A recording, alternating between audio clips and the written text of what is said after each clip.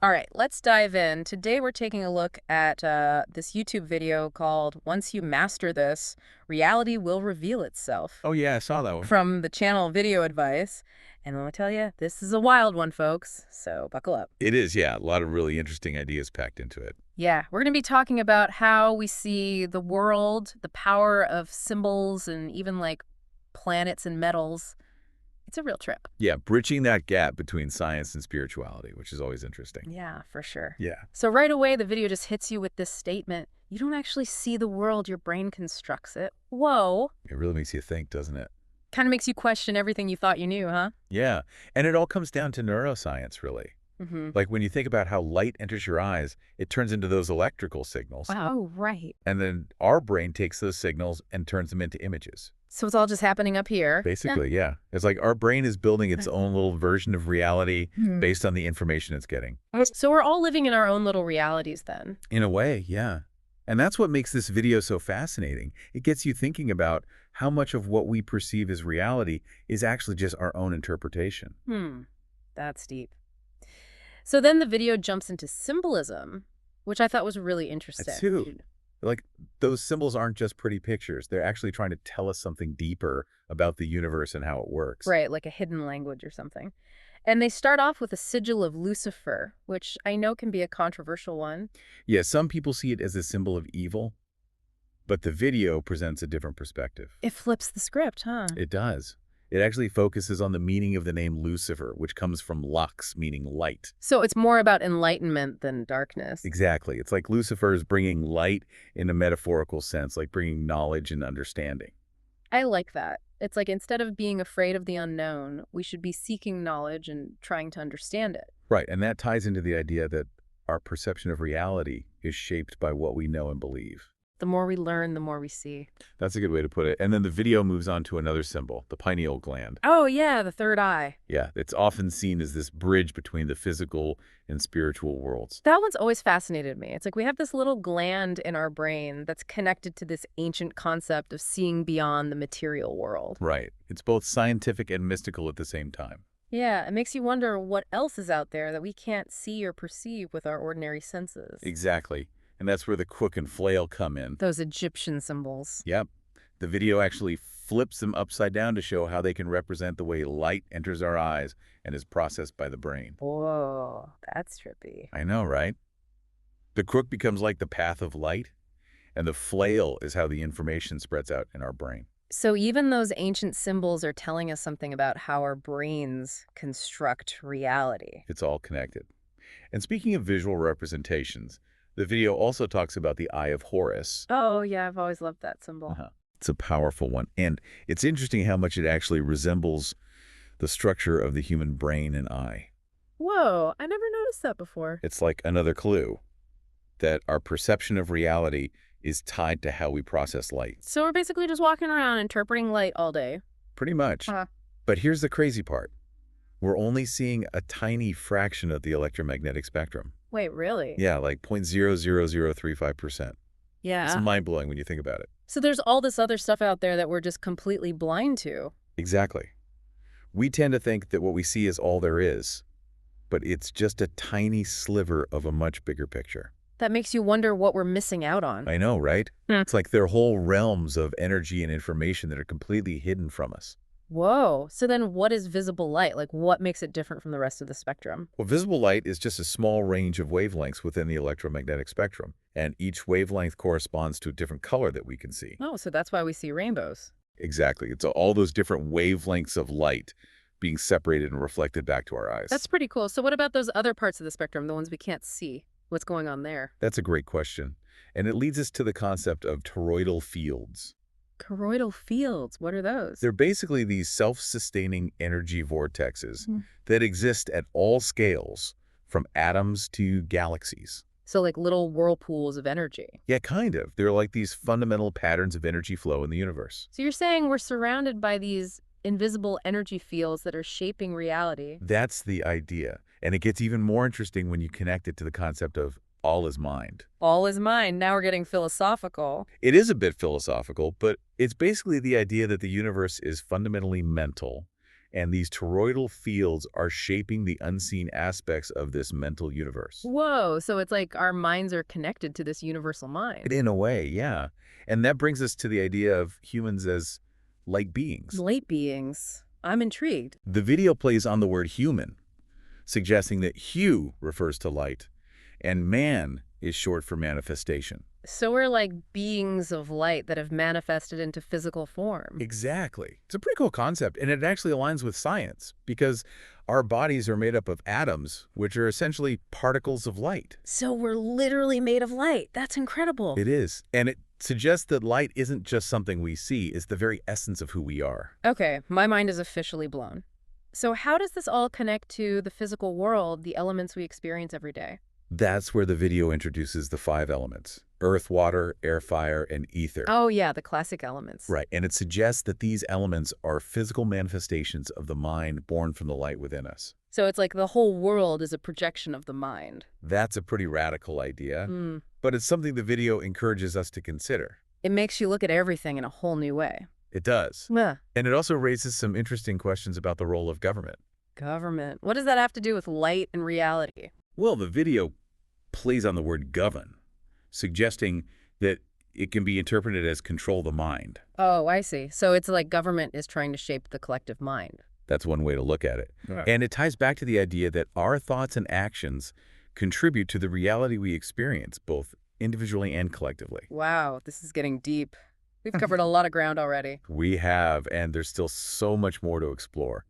But we'll have to save that for part 2. Stay tuned, folks. This deep dive is just getting started. Welcome back, folks. So last time we were talking about how government could be seen as controlling the mind. Yeah, that was a real mind bender. Definitely get you thinking. Yeah. And it actually ties in nicely with another concept. The video explores the link between planets and metals. Oh, right. You mentioned that before, the alchemy stuff. Exactly. It's this ancient tradition that connects each of the 7 traditional planets with a specific metal. Okay, remind me again how that works? Well, it's all about vibrations. Yeah, You see, each planet has its own unique vibrational frequency. like a cosmic fingerprint. Exactly. And that frequency resonates with a particular metal here on Earth. It's like a cosmic harmony. So the planets and metals are kind of like vibrating in sync. That's the idea.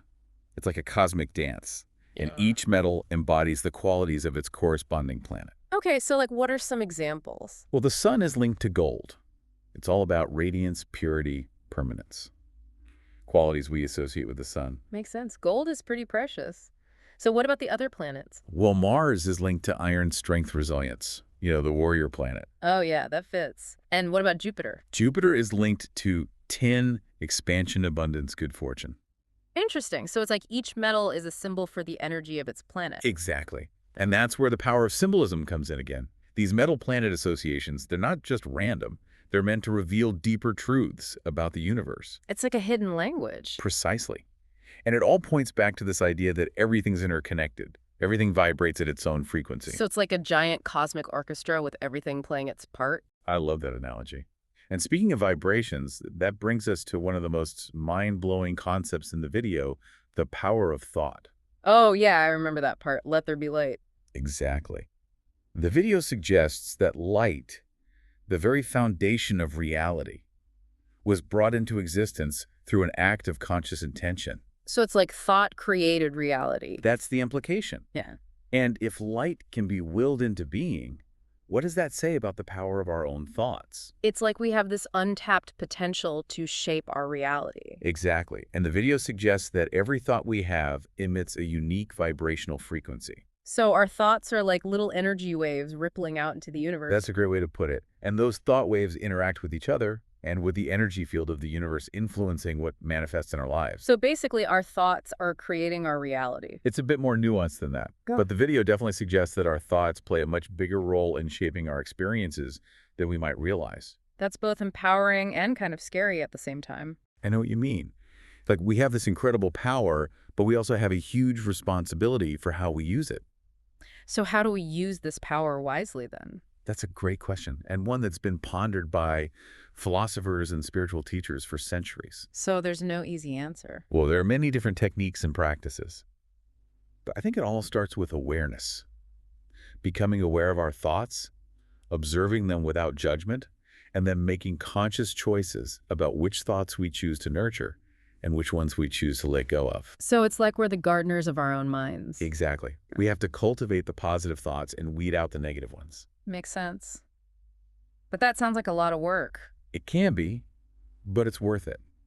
When we learn to master our thoughts, we unlock a tremendous power within ourselves.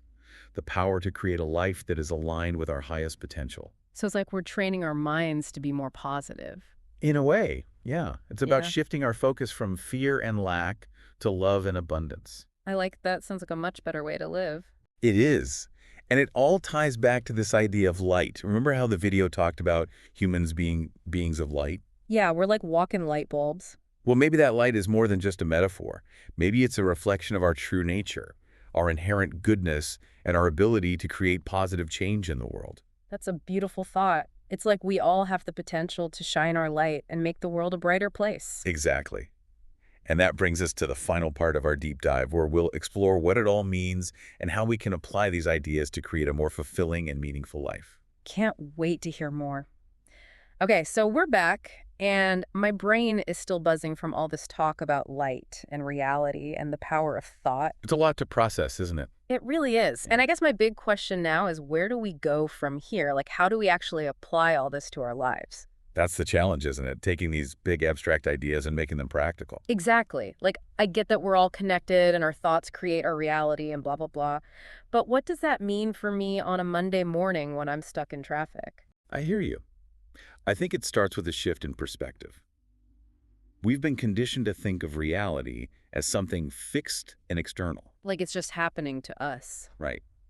But what if we started to see ourselves as active participants in creating our reality? So instead of feeling like a victim of circumstance, we become the creators of our own experience. Exactly. It's about taking ownership of our thoughts, our beliefs, our intentions. So we're not just thinking beings, we're like reality-shaping beings. That's a powerful way to put it. And it opens up a whole new realm of possibilities. Okay, so how do we actually do that? Like, how do we train our brains to shape reality? It's not about training our brains per se. It's more about becoming aware of the thoughts and beliefs that are shaping our current reality. So like noticing the negative thought patterns and trying to shift them. Exactly. And remember, every thought emits a frequency, a vibration that interacts with the universe. Right, like there's ripples in the pond. Exactly. Mm-hmm. So if we're constantly thinking negative thoughts, we're putting out a negative frequency and attracting more negativity into our lives. Okay, so then we need to focus on positive thoughts. Like think happy thoughts all the time. It's not just about thinking happy thoughts. It's about cultivating a mindset of gratitude, love, compassion, abundance. So like changing our whole vibe. Exactly. Yeah. And that takes practice. It's a journey, not a destination. So we're not going to become master manifestors overnight. Probably not. Mhm. But the more we practice, the more we become aware of our thoughts, and the more we can consciously choose to focus on those that align with the reality we want to create. It's like we're learning a new language, the language of consciousness. That's a great way to put it. And the more fluent we become in that language, the more effectively we can communicate with the universe and shape our reality. So what are some practical tips for learning this new language? Well, gratitude is a great place to start. Taking a few moments each day to appreciate the good things in our lives, no matter how small they may seem. So like counting our blessings. Exactly. Mm. It shifts our focus from lack to abundance and raises our vibration. Mindfulness is key. Becoming more aware of our thoughts and emotions without judgment. So like just observing them without getting caught up in them. Exactly. And meditation can be a powerful tool for cultivating mindfulness. Right, that makes sense. Anything else? Surrounding ourselves with positive influences is crucial. The people we spend time with, the information we consume, the environments we inhabit, all of these things can impact our vibration. So it's like creating a positive ecosystem for our minds. Exactly. And don't underestimate the power of nature. Spending time in nature can be incredibly grounding and uplifting. Yeah, I definitely feel more connected and peaceful when I'm out in nature. It's like our souls are being nourished by the earth's energy. So we've got gratitude, mindfulness, positive influences, nature. Any other tips? Be patient with yourself. This is a journey, not a race. There will be ups and downs, but the important thing is to keep practicing, keep learning, keep growing. And remember, we're all in this together. We can support each other, inspire each other, and learn from each other's experiences. Exactly. We're all part of this grand cosmic dance of consciousness. I love that analogy. So to wrap things up, if you could leave our listeners with one final thought, what would it be? Remember that you are a powerful creator. Your thoughts, your beliefs, your intentions all have the power to shape your reality. Don't underestimate your own potential. That's inspiring. I feel like we've only just scratched the surface of this topic, but hopefully this deep dive has given our listeners some food for thought and inspired them to explore these ideas further. That's what we hope for. The journey of self-discovery and conscious creation is an ongoing adventure. And it's an adventure worth taking. Thanks for joining us on this deep dive. We'll catch you next time for another exploration of the extraordinary.